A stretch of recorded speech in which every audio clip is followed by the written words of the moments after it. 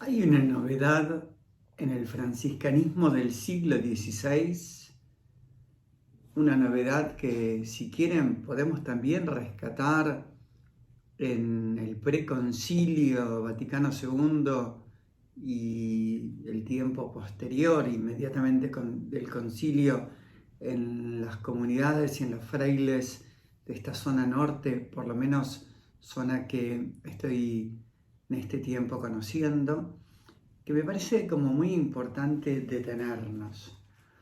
Una libertad que no es romper con toda la regla porque sí, sino una libertad que produce aquellos que distinguen lo esencial, construyen lo esencial y dejan de lado, si quieren, las formas periféricas.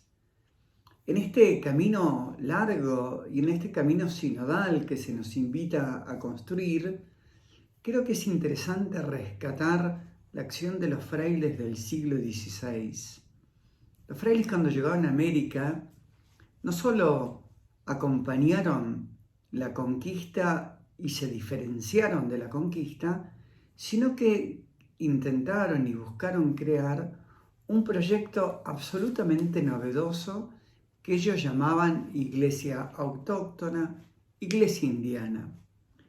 Podríamos decir que no se contentaron con acompañar la conquista, sino que había un proyecto eclesial nuevo, novedoso, que a momentos que iba caminando la historia, iban ellos dándole forma.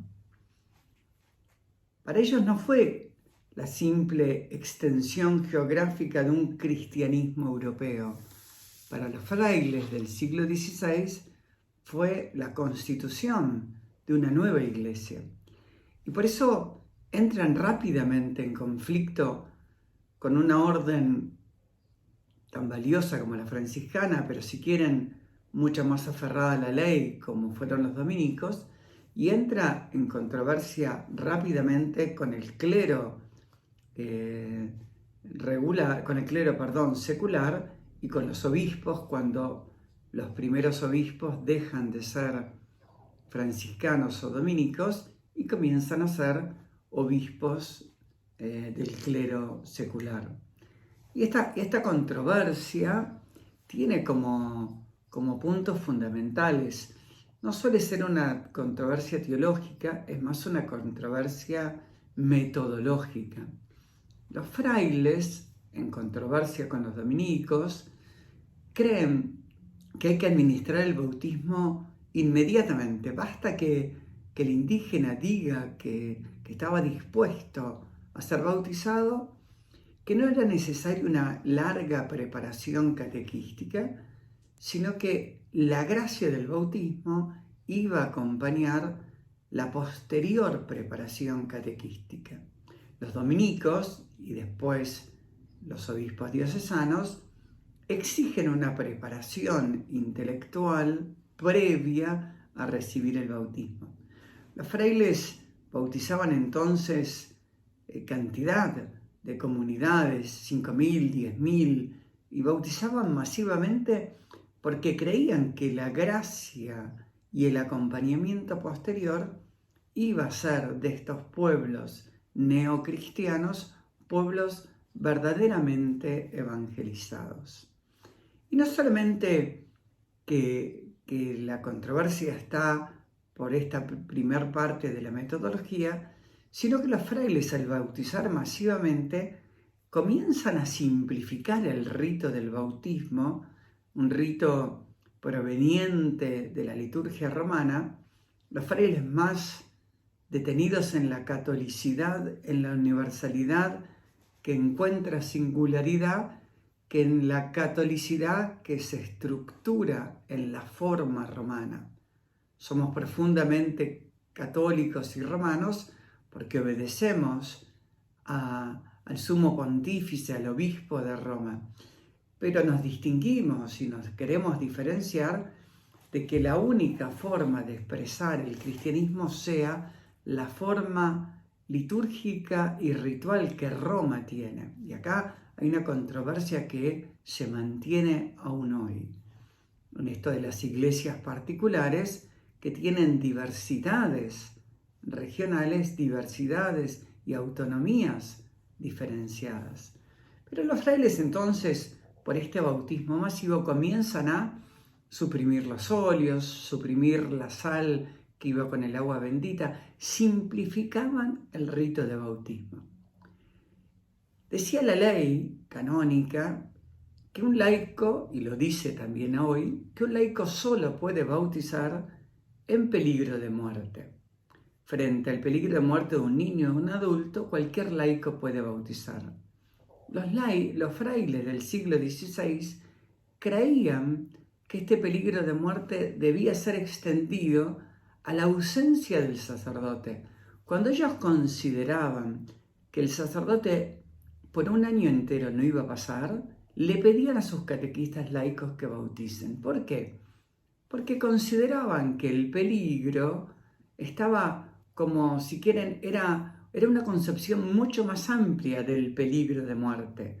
Una persona no bautizada, sabiendo que el sacerdote no iba a pasar por un año, debía ser bautizada porque en cualquier momento la enfermedad, el accidente, podía generarle la muerte. Entonces, autorizaban a los catequistas indígenas a bautizar.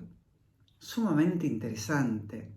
El Papa Francisco pone en Querida Amazonia que el derecho a la Eucaristía de los pueblos indígenas, el derecho a la Eucaristía de tantos pueblos lejanos que no tienen la presencia sacerdotal continua, este derecho a recibir la Eucaristía es superior a cualquier ley eclesiástica.